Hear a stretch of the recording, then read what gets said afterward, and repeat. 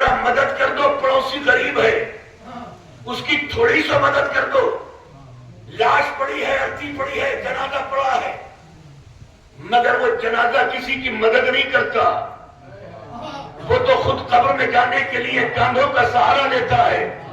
پتا چلا جس کے پاس ہو اور وہ مدد نہ کرے وہ دیکھنے میں زندہ ہے مگر مردہ ہے۔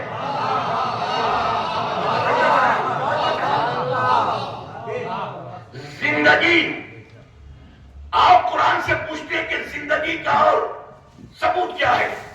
سرکار یہ قرآن مجید کی آیت ہے، روایت نہیں ہے، آیت بھی غضب کی آیت ہے۔ اسلام کا پہلی جنگ، جنگ بدر، جنگ بدر۔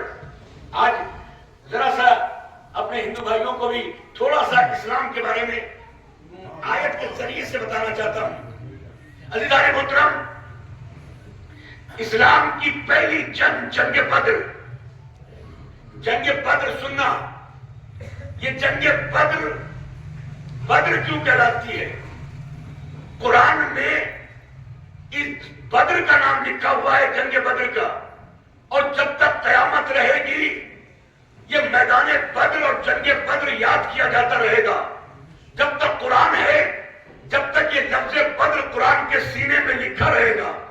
میں نے تحقیق کی، ریسرچ کی کہ یہ بدر ہے کیا، تو جنگ بدر سے تقریباً 150 برس پہلے ایک کافر تھا، اور کافر، ایک بات بتانا چاہتا ہوں، ہندو سردار ان لوگوں کو کافر نہیں کہتے، تو بی جے پی کا پروپیگنڈا ہے کہ اسلام میں ہمیں کافر کہتے ہیں۔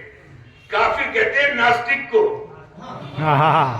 میں توجہ چاہ رہا ہوں، جو سب چیز کا، ہر حق کا انکار کر دے وہ ہے ناستک۔ اب وہی ہے ناستک، اسی لیے اسے کافر کہتے ہیں۔ تو کافر تھا بدر، بہت بڑا ڈاکو، اس کا نام تھا بدر۔ اس کے ساتھی تھے ڈاکو، ان کو پیاس کی وجہ سے ایک کنواں کھودنا پڑا۔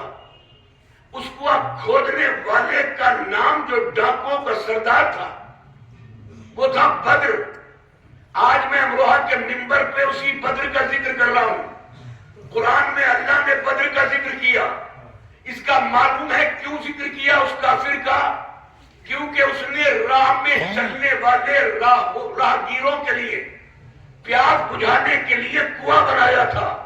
اس کا مطلب ہے اللہ کسی بھی نیک کام کرنے والے کی نیکی کو ضائع نہیں کرتا، چاہے بدر جیسا کافر کیوں نہ ہو۔ میں توجہ چاہ رہا ہوں، توجہ چاہ رہا ہوں، میں توجہ چاہ رہا ہوں۔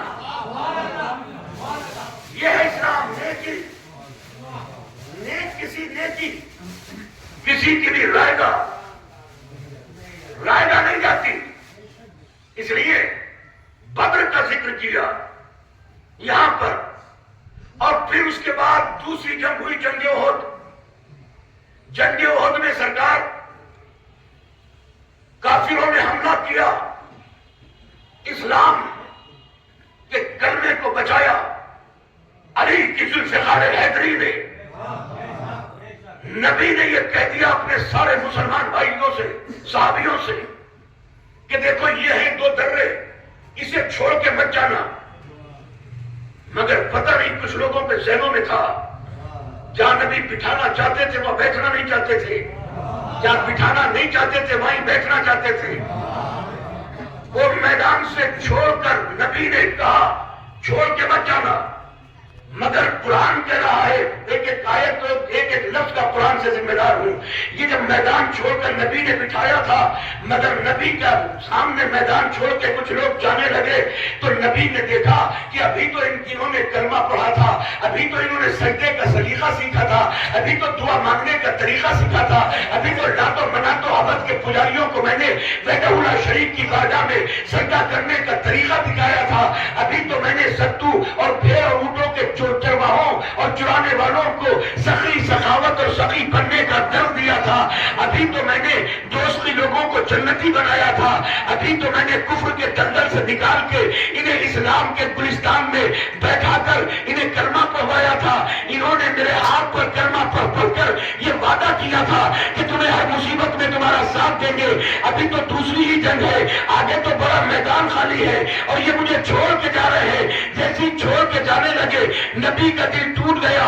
میرے نبی کا, میرے مصطفیٰ کا دل جیسے ہی شکستہ ہوا, فوراً خالق کائنات نے, رب ذوالجلال نے, ذات یزن لایزال نے عرش سے آیت بھیجی, اے میرے نبی انکا لا تسمع الموتى ولا تسمع الصم الدعاء اذا ولوا مدبرین. اے میرے نبی تجھے جو یہ چھوڑ کے مشکل میں جا رہے ہیں اور تیری آواز کو سن کر نہیں پلٹتے, پتا ہے کس لیے نہیں پلٹتے؟ کیونکہ انکا لا تسمع الموتى, مردے کبھی سنا نہیں کرتے. میں نے کچھ نتیجہ دیا ہے, مردے کبھی سنا نہیں کرتے. میری تو بات ہی سمجھ میں نہیں آئی. یہ قرآن کی آیت ہے بھائی, روایت نہیں پڑھ رہا, کوئی کسی بندے کی نہیں, اللہ کی لکھی ہوئی کتاب پڑھ رہا ہوں. لا تسمع الموتى, ورڈ ٹو ورڈ عرض کر رہا ہوں. مردے کبھی نہیں سنتے. اس کا مطلب ہے جو مردہ ہے اس کی ایک صفت یہ ہے کہ وہ سنتا نہیں.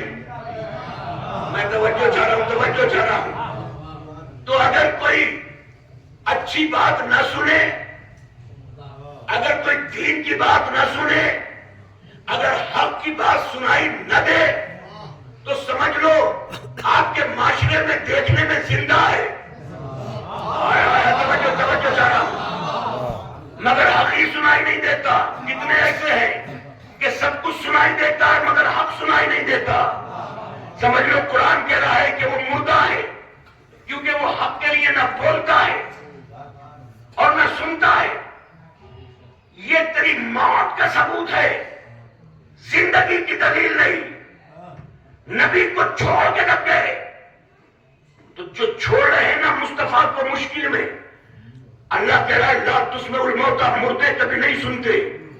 ابھی تک تو میں مردہ یہ سمجھتا تھا کہ مردہ وہ ہے جس کے دل کی دھڑکن رک جائے, جس کے ذہن کے سوچنے کی صلاحیت ختم ہو جائے, جو ہاتھ چھونا بند کر دے, آنکھ دیکھنا, زبان بولنا, ناک سونگنا, پیر چلنا بند کر دے, اسے کہتے ہیں مردہ. مگر یہ تو پیر بھی چل رہے ہیں, ہاتھ بھی چل رہا ہے, دل بھی دھڑک رہا ہے, مردہ ہے. آؤ ہماری اس تقریر میں آ کے سنو کہ مقام محمد کیا ہے, مقام مصطفیٰ کیا ہے. زندگی اور موت سانسوں کے سلسلے کا نام نہیں ہے, بلکہ جو محمد کے ساتھ ہے وہ زندہ ہے, جو محمد سے دور ہے وہ مردہ ہے. سلامات ہے کہ محمد والے محمد, اللہم صلی علی محمد وآل محمد.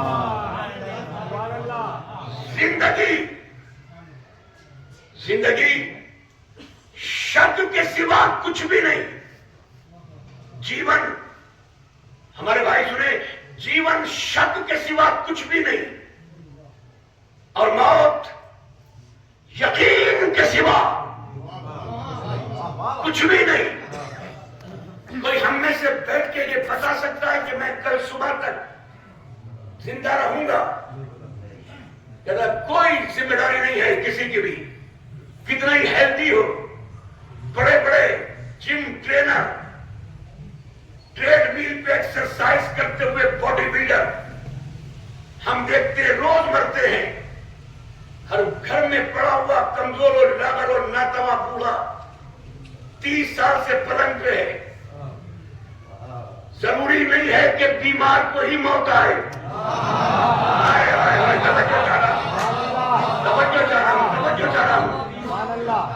یہ ضروری نہیں ہے کہ کوئی بیمار ہو اسے ہی موت آئے, بلکہ موت نہ جانے کتنے کتنے طاقتور باڈی بلڈر 4-4, 5-5 گھنٹے جم میں محنت و مشقت کرنے والے, مگر جب یہ آ جاتی ہے نا,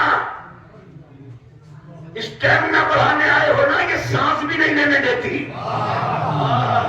سلامات بھیجتے محمد والے محمد. اور یہ بھی ضروری نہیں ہے.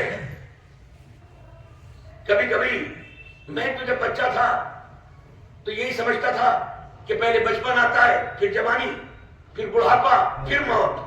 یہ سسٹم بنایا ہے، مگر یہ سسٹم ہی نہیں ہے۔ ضروری نہیں ہے کہ داڑھی سفید ہو کر ہی موت آئے،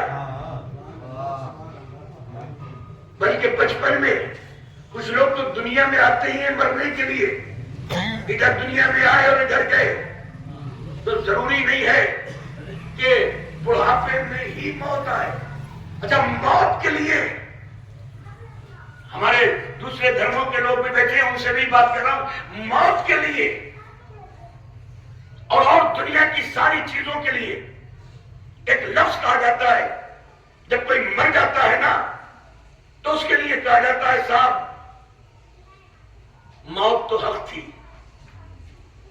مگر کبھی یہ نہیں کہا کہ بچپن حق تھا یا بچپن حق ہے۔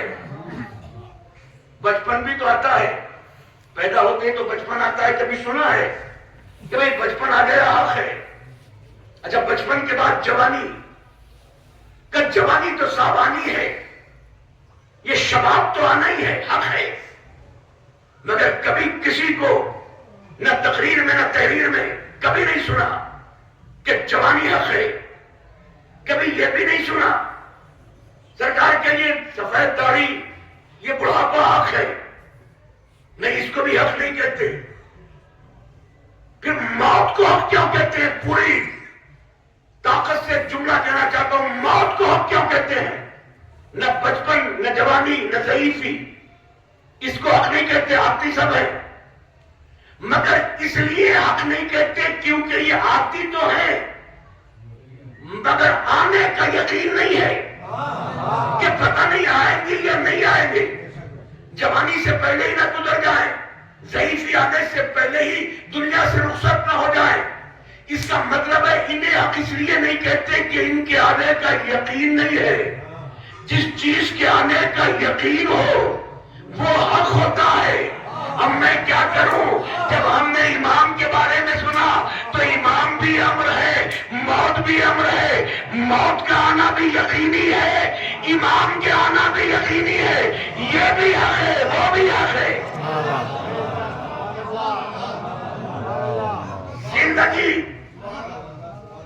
زندگی شک کے سوا کچھ بھی نہیں، موت یقین کے سوا کچھ بھی نہیں۔ اب میں کیا کروں کہ ہماری بدنصیبی نہیں تو اور کیا کہو گے کہ جس پہ شک ہے زندگی پہ، رہے نہ رہے، ملے نہ ملے، آئے نہ آئے، اس پہ تو ساری رات دن اسی شک کو سنوارنے کے لیے لگے رہتے ہیں۔ اب کہ تھوڑا سا پیسہ آ جائے تو یہ مکان توڑ کے 3 منزلہ بنا دیں، اب کہ تھوڑا سا پیسہ آ جائے تو گاڑی بدل دیں، اب کہ تھوڑی سی انکم ہو جائے تو یہ برابر کا پلاٹ ہے یہ اور لے لیں۔ یہ ساری زندگی کی باتیں ہیں، یعنی سارا جیون سدھارنے میں لگائے ہوئے ہیں، جس پہ یقینی نہیں ہے۔ اور موت جس پہ یقین ہے اس کے بارے میں غفلت کے سوا کچھ بھی نہیں۔ نماز صدا ہو گئی، کوئی بات نہیں، دوپہر کو پڑھ لیں گے، دوپہر کی نہیں تو رات کو پڑھ لیں گے، آج نہیں تو کل پڑھ لیں گے۔ تو اس کا مطلب ہے جس سے آپ کی موت سمجھتی ہے، اور موت اسی لیے اللہ نے کہا فَتَمَنَّعُ الْمَوْتَ إِن كُنتُمْ صَادِقِينَ، موت کی تمنا کرو، کیونکہ اگر تم سچے ہو تو موت کی تمنا کرو۔ اور پھر کیا کہا؟ کُلُّ نَفْسٍ ذَائِقَةُ الْمَوْتِ، ہر ایک نفس کو موت کا ذائقہ چکھنا ہے۔ اچھا، یہ ذائقہ کیا ہے؟ یہی تو ہے ذائقہ۔ اچھا، 2 طرح کے ذائقے ہیں۔ یہاں کے ماشاءاللہ امروہہ کے یا ہمارے علاقے کے یہاں سارے لوگ چٹورے لوگ ہیں نا، پوری دنیا میں آپ کے لوگ ملتے ہیں، تو میں کل ناشتے پہ آپ کو قیمے کے سموسے کھلائے جائیں۔ تو یہ جہاں بھی امروہہ میں لوگ پیلے سموسے تو ذائقہ سنوارتے کہ مجھے تو دیکھتا ہوں ہیوسٹن میں صاحب ملے اور ان کی وائف مجلس سے پڑھ کے نکل رہا تھا کہ آپ اگرچہ 1 مہینہ ہو گیا آپ کو امریکہ میں مجلس سے پڑھتے ہوئے، آپ کل اگر ہمارے یہاں کھانا کھائیں تو ذائقہ ہی سنوار دیں گے آپ کا، یاد آ جائے گا امروہہ۔ تو یہ ذائقہ 2 طرح کے ہوتے ہیں ذائقے،